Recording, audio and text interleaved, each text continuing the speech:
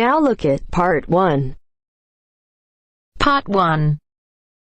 Hear a conversation between a travel agent and a customer. The customer wants to book a coach ticket.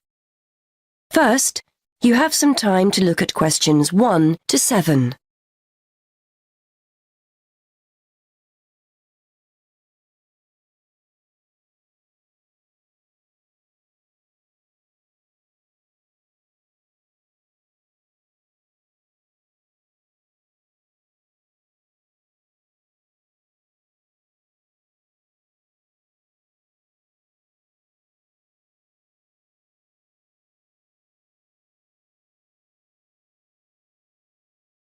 Now we shall begin. You should answer the questions as you listen, because you will not hear the recording a second time. Now listen carefully and answer questions 1 to 7. Good morning. I'd like to book a coach to London. I was hoping you had something available this Saturday afternoon. Good morning, sir. Take a seat and I'll just check for you. Yes, we still have several free seats for Saturday. Where will you be leaving from? There are 3 pickup points in town: Main Street, Centenary Square, or the Central Bus Station. From Centenary Square, please. That's easier for me to get to than the bus station. And what time would you like to leave? There are coaches on the hour every hour, from 12 through till 6 p.m. Well, I'm meeting someone at the station in London and I need to be there for 4:30. So, which one would you recommend? Well, there's one leaving at 1 that arrives at Victoria Station at 4:10, if that's any good. Traffic is usually quite light at the weekend, and the drivers tend to make good time, so I think you'd certainly be there for 4:30. OK, that sounds just right. I think I'll take that. I can always phone ahead if I'm going to be late. And when are you returning, sir? Actually, I'm not sure when I'll be coming back, so I won't book a return ticket, just one way. I can always book you an open return if you'd like. You can use this at any time within the next month, as long as you contact us first to reserve a seat. Well, there's a chance I might be getting a lift back, you see, so I'll just pay for one way. I don't want to buy a return if I don't need it. OK, no problem. Are you travelling alone? Just the one ticket, please. I'm going down to visit my daughter at university. My son's meeting me at the station, so it's a proper family reunion. Very nice. OK, well, I can book that for you if you like, sir. That'll be £23.50. Now, I just need to take down some details. Can I have your name, please? Yes, it's Matthew Upton. That's U-P-T-O-N. And your address? 34 Allesley Road. Allesley, that's A-L-L-E-S-L-E-Y. And your telephone number? 01732 558 997. And your email address? We'll use this to send confirmation of your travel details. matt257@yahoo.co.uk. OK, thanks. Before you hear the rest of the conversation, you have some time to look at questions 8 to 10.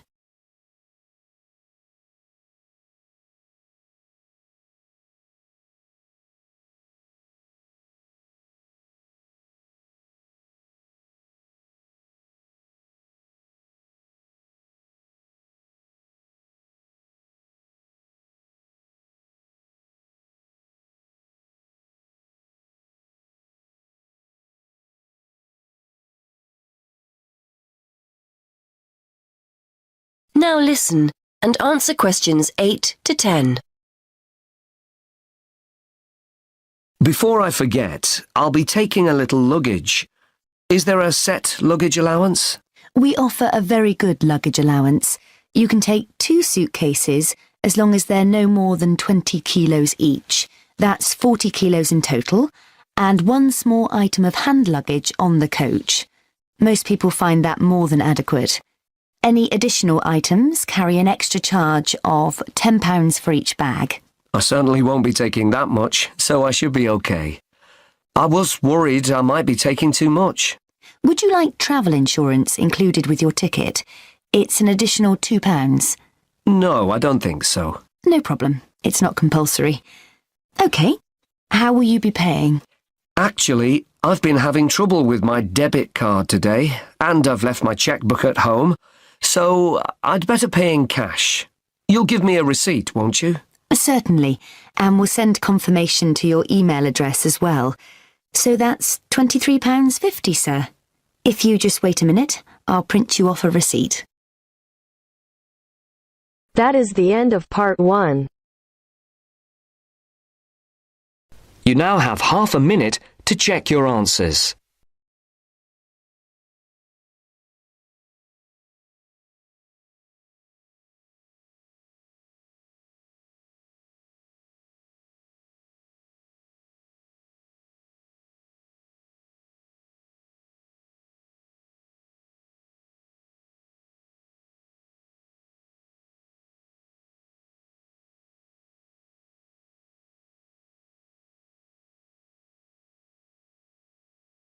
Now turn to section 2. First, you have some time to look at questions 11 to 16.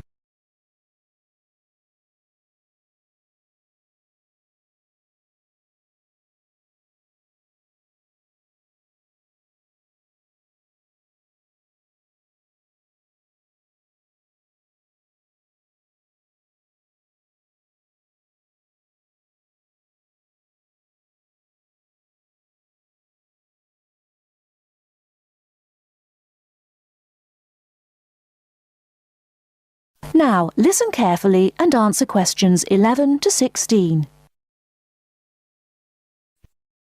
Good afternoon. Hello. How can I help you? I'd like to make a transfer, please. You want to transfer some money? That's fine. Let me just bring up some details. Right, here we are. Can you tell me your name, please? It's Alice Deltour. OK, and your date of birth? 20th of February 1982. Right, and for security, can I have the first letter of your password? It's B. And the fifth letter? That's F. Fine. Now, where do you want to make the transfer to and from? I'd like to send money from my current account abroad.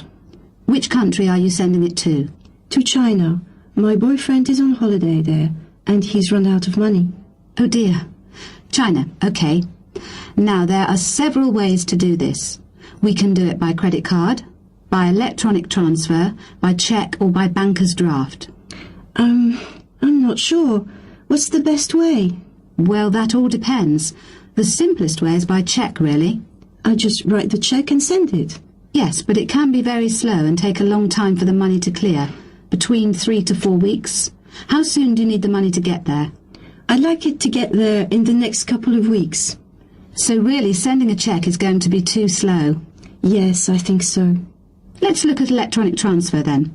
This usually takes between 2 and 5 working days. That's 2 to 5 days. Working or business days. If you send it on Friday, it will get there the following Friday at the latest. I see. That's much better.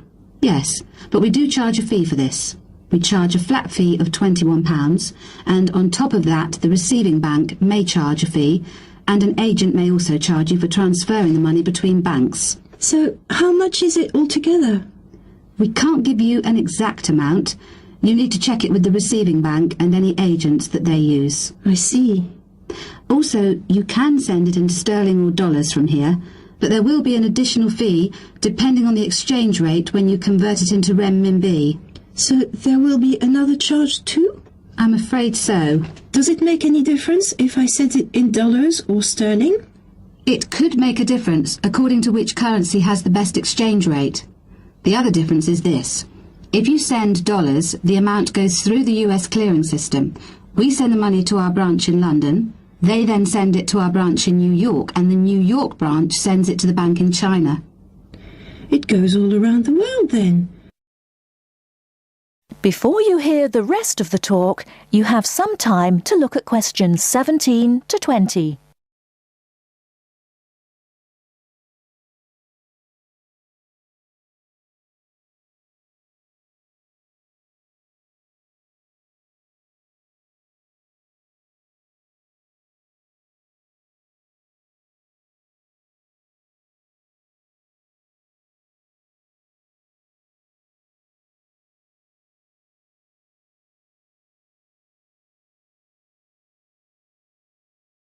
Now listen and answer questions 17 to 20. What about if I send sterling? In that case, we send it to our branch in London. From there it may go directly to China, unless the bank in China has an agent in London, in which case we transfer it to the London agent and they send the money on to China. So how do I proceed with the transfer? OK, first we'll need some details about the beneficiary from you. The who? The beneficiary, the person receiving the money. OK, what do you need to know? We'll need the full name of the beneficiary and their account number. OK. You need to tell us the name of the bank in China and the address of the branch. We also need the bank's sort code and the SWIFT number. What's a SWIFT number? Basically, it's an interbank code. It helps banks identify each other through a unique code number. OK, and that's spelt? SWIFT, SWIFT. And the final thing we need is the reason for sending the money. You need a reason from me? I just told you my boyfriend's run out of money. Well, we don't need a reason. The receiving government needs to know why the money is entering the country, and we have to be able to tell them. OK, so from me you need the bank's name, the address of the branch, the sort code and SWIFT number, the beneficiary's name and account number, and a reason for sending the payment. Yes, that's correct. OK, so I'll check these out and come back to you with them so we can go ahead with the transfer. That is the end of part 2. You now have half a minute to check your answers.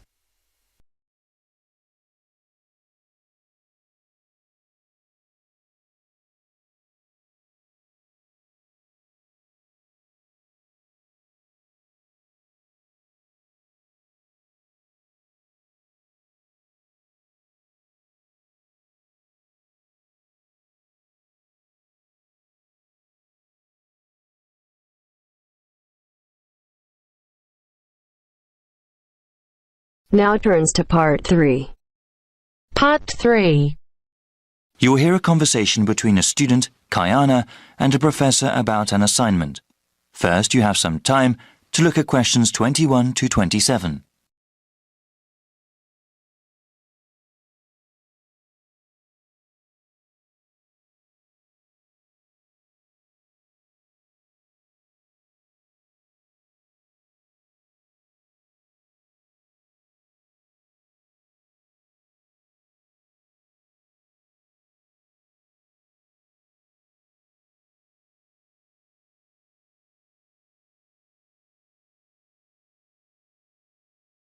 Now listen carefully and answer questions 21 to 27. Hi, Dr. Reed. Are you busy right now? Do you mind if I come in for a second? Hey, Kiana. No, I don't mind at all. Thanks.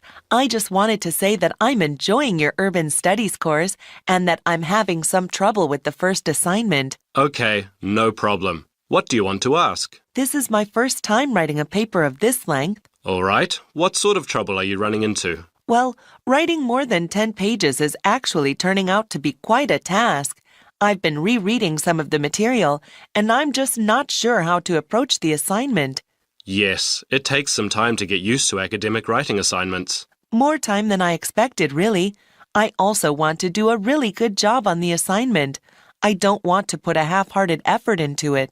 I'm glad to hear that. I'll say that these assignments get easier to manage as time goes on. That's a small relief. I mean, it gets easier to plan the assignment and to organize one's time, but it still takes hard work and a sincere effort to produce a good piece of academic writing.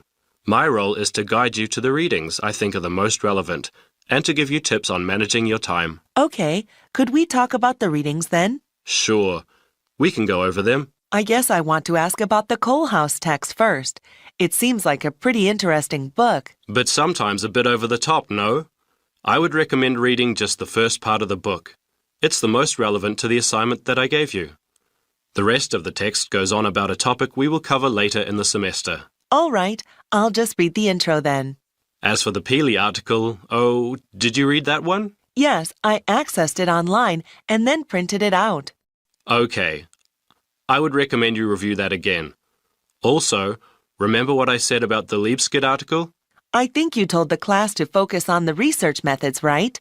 Yes. She approaches the problem in an innovative way. Let's see. For the Gary article, I think you should... Let me see. I think it would be best for you to read just the conclusion. Just the conclusion. I see. Yes, I would ask you to read the whole thing, but this way would be more efficient. Speaking of which, you should not bother reading the Wolfson article. Yeah, it didn't seem particularly relevant to the topic. Let's see. Any other reading you wanted to talk about? Let me see. Yes, the Cudler article. What do you think of that one? Ah, yes. How could I forget? That one is pretty central to the topic. I really think you must go over it again. Before you hear the rest of the conversation, you have some time to look at questions 28 to 30.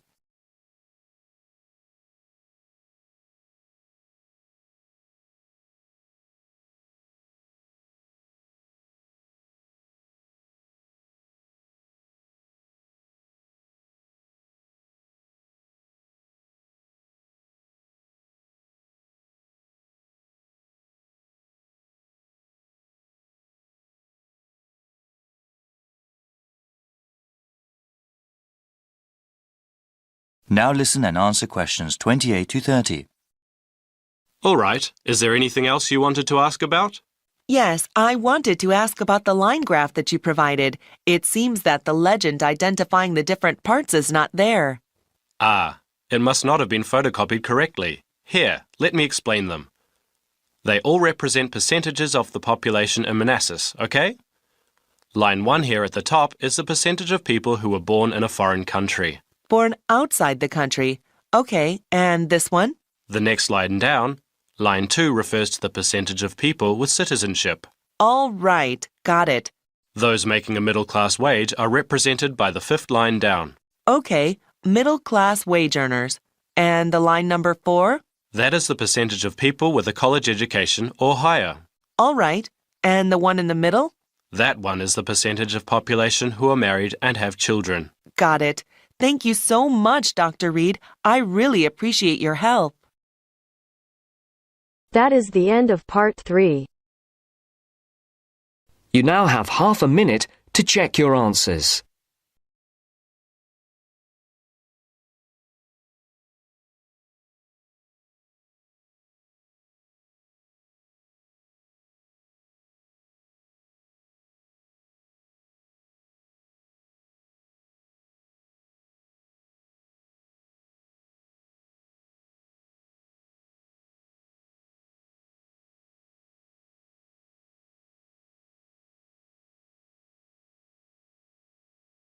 Now turns to part 4.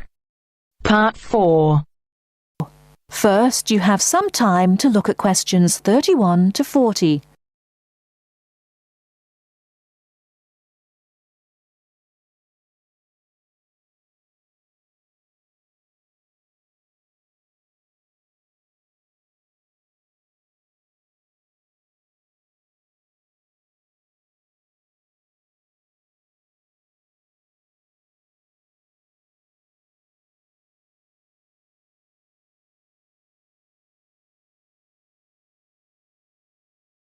Now listen carefully and answer questions 31 to 40.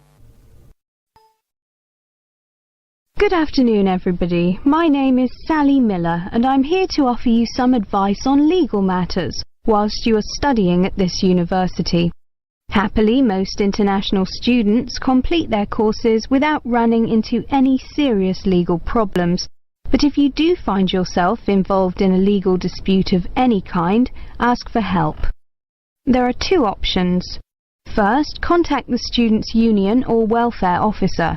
Even if they cannot help you directly, they should be able to advise you where to go for help. The second possibility is to contact the Citizens Advice Bureau in your area.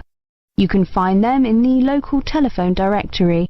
They will be able to recommend a solicitor if you need one, and tell you if there is a local law centre providing free legal advice. They will also be able to tell you whether you can claim legal aid to help pay for any court and legal fees. Let me give you some basic information about the police. The police have the power to stop and search anyone who appears to be behaving in a suspicious manner. If you are arrested for any reason, even if you know it to be a wrong reason, remember a few very important things. 1. Don't be aggressive. 2. Do not try to bribe the police officer. 3. If you are arrested by plainclothes police officers, ask to see some form of identification. 4. Give your true name and address if the officer asks you to. Lying to the police is a criminal offence. 5. Do not sign any statement until you have received advice from a solicitor. There is always a solicitor on duty at every police station. 6. You will be entitled to make one telephone call.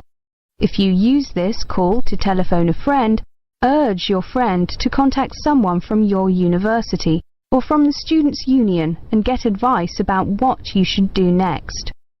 If you find yourself in trouble with the police, it is very important to get professional advice.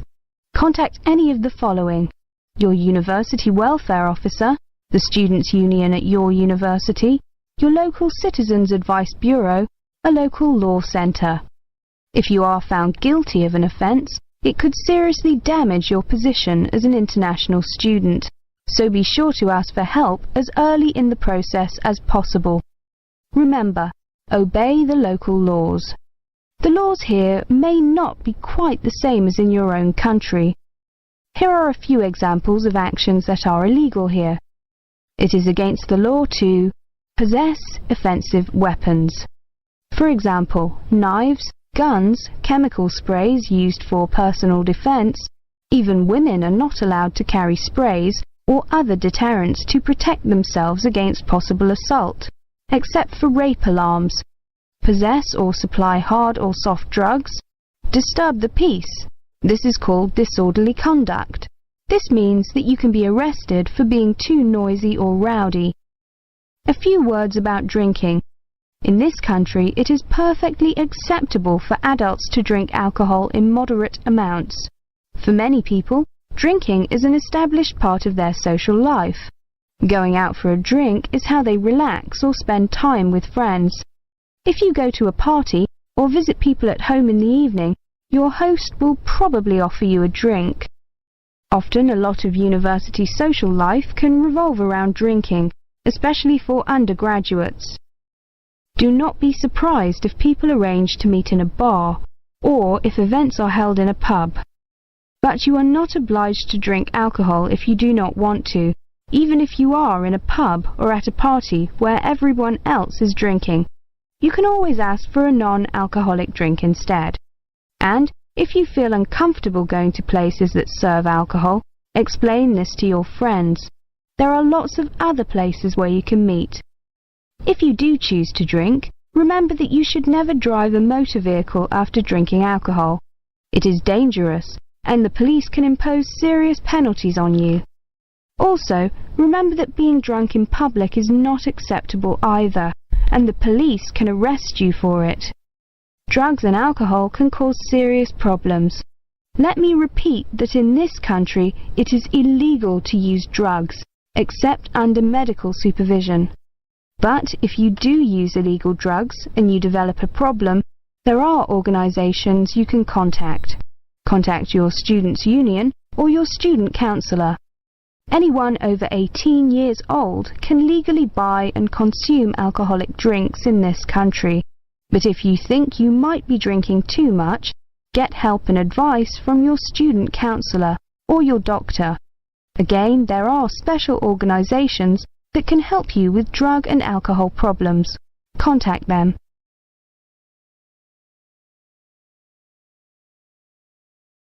That is the end of part 4. You now have half a minute to check your answers.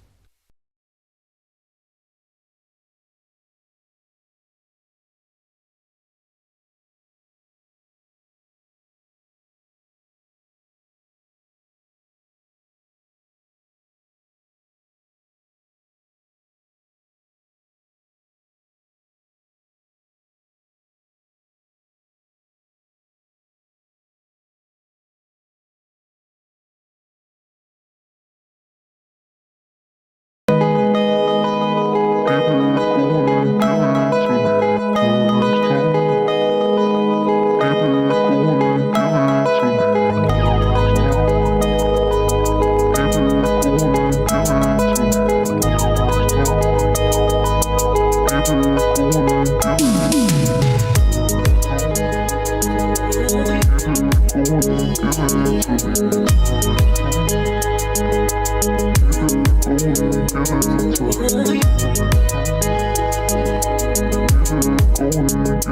to me.